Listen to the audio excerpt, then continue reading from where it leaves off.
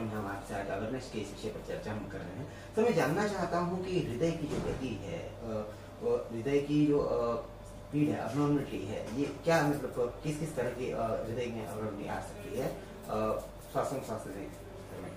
क्योंकि हम heart rhythm arrhythmia week के बारे में चर्चा करने वाले हैं, तो रिदम एबनॉर्मलिटी बेसिकली दो प्रकार के होते हैं।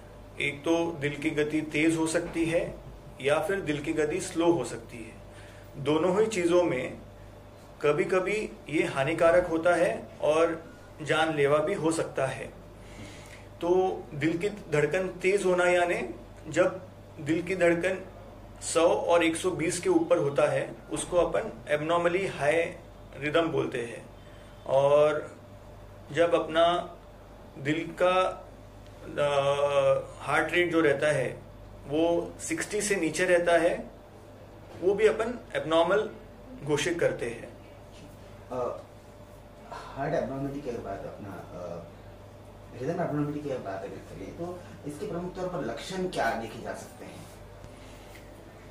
अगर हम लक्षण की बात करें तो रिदम एबनॉर्मलिटी के वजह से आपको चक्कर आके गिर सकते हो, आपको अस्वस्थ महसूस हो सकता है। कुछ पेशेंट्स बोलेंगे कि हमें दिल की धड़कन तेज महसूस हो रही है, दिल जोरों से धड़कता है, ऐसा कुछ लोग बोलते हैं। और कुछ लोग चलते चलते अचानक से गिर जाते हैं और उसमें से कुछ तकदीर वाले रहते हैं जो वापस आ जाते हैं। दिल की धड़कनों का ये अनियमितता जो है ये पर्टिकुलर किसी भी एज कैटेगरी में हो सकती है या पर्टिकुलर किसी एज कैटेगरी में होती है? तो ये एबनॉर्मलिटी कोई भी एज में हो सकती है, वो छोटे बच्चे से लेके एल्डरली तक सारे एज में देखी जा सकती है। एल्डरलीज में अगर देखा तो स्लो हार्ट होके जो चक्कर आके गिरते हैं उसमें जो इलाज होता है, जैसे पेस मेकर यूजुअली आपने सुना हो, तो पेस मेकर एक इलाज है उसके लिए जहाँ पे स्लो हार्ट बीटिंग हो। जहाँ पे फास्ट हार्ट बीटिंग है उसके लिए भी अलग इलाज दवाइयाँ रहती है। अगर हम जांच करने की बात करें, डायग्नोज करने की बात करें तो हृदय की गति में अनियमितता है, ये कैसे मतलब जांच कर सकते हैं, डायग्नोज किस तरह कर सकते हैं? बेसिकली जब डायग्नोसिस की बात आती है तो अधिकतर पेशेंट को मालूम ही नहीं होता है कि अपने यहाँ पे हार्ट में कोई प्रॉब्लम है या अपनी दिल की गति स्लो या फास्ट है। बहुत बार कुछ लोग रूटीन चेकअप के लिए जाते हैं, रूटीन ईसीजी निकालते हैं और उसमें उनको ध्यान में आता है कि नहीं अपने को हार्ट रिदम एबनॉर्मलिटी का प्रॉब्लम है। कुछ लोग उनको दिल की धड़कन तेज होने का महसूस होता है, जैसे वो बोलते हैं कि हम तेज चलने के बाद में दिल में पाल्पिटेशंस महसूस करते हैं, या फिर जब हम कुछ काम करते हैं और दिल की धड़कन तेज होने के बाद हमको चक्कर सा महसूस होता है। ये सब एबनॉर्मल चीज है और जब ये एबनॉर्मल चीज होती है तो आपने कार्डियोलॉजिस्ट को जाके सलाह लेना चाहिए और कार्डियोलॉजिस्ट आपको विविध प्रकार की जांच बताएंगे, जैसे कि ईसीजी, इको।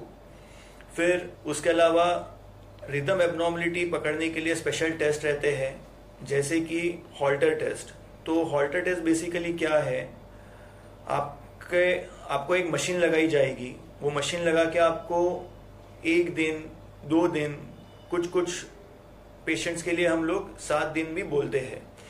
तो ये मशीन लगा के आपको रूटीन एक्टिविटीज करनी है और रूटीन एक्टिविटीज करने के बाद में मशीन आपका दिल का जो रिदम है वो स्टोर करेगा और फिर मशीन निकालने के बाद में वो जो पूरा रिकॉर्डिंग है 7 दिन का, वो डॉक्टर गो थ्रू करेगा और आपको बताएगा कि एबनॉर्मलिटी है या नहीं है। सपोज किसी को अगर ये हृदय की गति की अनियमितता अगर नजर आ जाती है और उपचार के संदर्भ में हम अगर बात करें तो उपचार संदर्भ में उपचार किस किस तरह की उपचार पद्धति मौजूद है? एरिथमिया की अगर बात करें तो डेंजरस एरिथमिया रहता है वेंट्रिकुलर टेकिकार्डिया या वेंट्रिकुलर फिब्रिलेशन। तीसरा डेंजरस एरिथमिया है जिसमें हार्ट बीटिंग स्लो होता है, जिसको अपन बोलते हैं complete heart block. But in तीनों के अलावा मोस्ट कॉमन एरिथमिया जो अपन रेगुलर में देखते हैं उसको बोलते हैं एट्रियल फिब्रिलेशन। अब एट्रियल फिब्रिलेशन क्या है?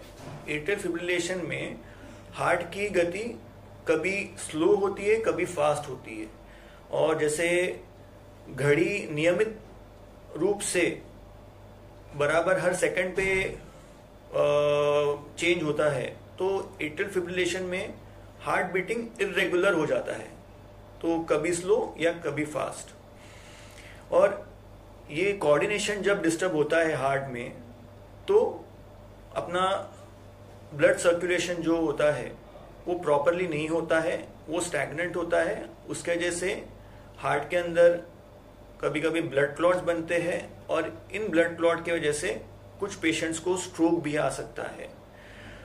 अभी ये जो एरिथमिया है, इसके वजह से स्ट्रोक का रिस्क 5 टाइम्स बढ़ता है। इसीलिए इसको नियंत्रित करना या इसका इलाज करना बहुत जरूरी है। इसके इलाज में 2 प्रकार के रहता है। एक तो आप एरिथमिया जो हो रहा है एट्रियल फिब्रिलेशन, आज बेसिकली अपन एट्रियल फिब्रिलेशन पे ही चर्चा करेंगे। तो एट्रियल फिब्रिलेशन पे हार्ट बीटिंग को अपने को एक तो रिस्टोर करना है, यानी बैक टू नॉर्मल, या फिर खून पतला करने की दवा देनी है जिससे अपना स्ट्रोक प्रिवेंट हो। तो ये जो है सिर्फ दवाई से ही हो जाता है या कोई सर्जरी का भी इसमें कुछ पार्ट आता है? तो जैसे हमने आपको बताया कि बेसिकली एक तो हार्ट बीटिंग को रिस्टोर करना है, या फिर दूसरा खून पतला करने की दवा अपने को लाइफ लॉन्ग लेनी है, जिस तरीके से अपने को स्ट्रोक ना हो। और विश्व की बात करें तो 30 लाख से अधिक लोगों को एट्रियल फिब्रिलेशन की वजह से वर्ल्ड वाइड स्ट्रोक होता है 1 साल के अंदर। तो कुछ दवाइयाँ आती है, या कुछ अपने को जब मालूम पड़ता है कि पेशेंट को अभी ये एब्नॉर्मलिटी चालू हुई है, तो दवाई से वो कंट्रोल करके अपन रिस्टोर कर सकते हैं हार्ट बीटिंग को दवाई के माध्यम से। जब डॉक्टर को लगता है कि नहीं अभी हार्ट बीटिंग रिस्टोर नहीं होता है, तो अपने को लाइफ लॉन्ग खून पतला करने की दवा लेनी पड़ेगी। आज वर्ल्ड हार्ट रिदम वीक के अवसर पर आपको जो चैनल के माध्यम से जो देख रहे हैं उनको क्या एक संदेश आप चैनल के माध्यम से देना चाहेंगे? अगर आपकी महसूस हो रहा है कि दिल की धड़कन तेज हो रही है, अगर आपको लग रहा है कि आपको चलने के बाद में पाल्पिटेशंस हो रहे हैं, आपको चलने के बाद में, या फिर आप बैठे बैठे आपको चक्कर आ रहा है, चक्कर यानी आंखों के सामने अंधेरा आ रहा है, या कभी आप अनजाने में चक्कर आके गिर गए हो, तो आपने इमीडिएटली आपके डॉक्टर से सलाह करनी चाहिए। अगर आपकी ईसीजी में कोई एब्नॉर्मलिटी हो जिसमें आपके डॉक्टर ने आपको बताया है कि आपको एट्रियल फिब्रिलेशन है, तो आपने कार्डियोलॉजिस्ट से जाके सलाह लेनी चाहिए, और जो कार्डियोलॉजिस्ट आपको बताएगा कि आपको ये दवाइयाँ ज़रूरी है, खून पतला करने की दवा लेना ज़रूरी है, तो you should go and take it, because 68% reduction can be done with this anticoagulant medications। अगर हम ऑरियस हॉस्पिटल सेंटर की बात करें तो यहाँ पे हृदय से संबंधित कौन कौन सी बीमारियों के लिए क्या क्या फैसिलिटीज अवेलेबल है? ऑरियस हॉस्पिटल में सारी प्रकार की हार्ट की जांच होती है और सारी तरह की सेवाएं उपलब्ध है। यहाँ पे हम लोग ईसीजी, 2D को, हॉल्टर टेस्ट, उसके बाद में एंजियोग्राफी, एंजियोप्लास्टी, पेसमेकर्स, जिन लोगों को हार्ट की एब्नॉर्मलिटी है उनमें आईसीडी, ये सारी प्रकार की सुविधाएं उपलब्ध करवाते हैं। धन्यवाद सर।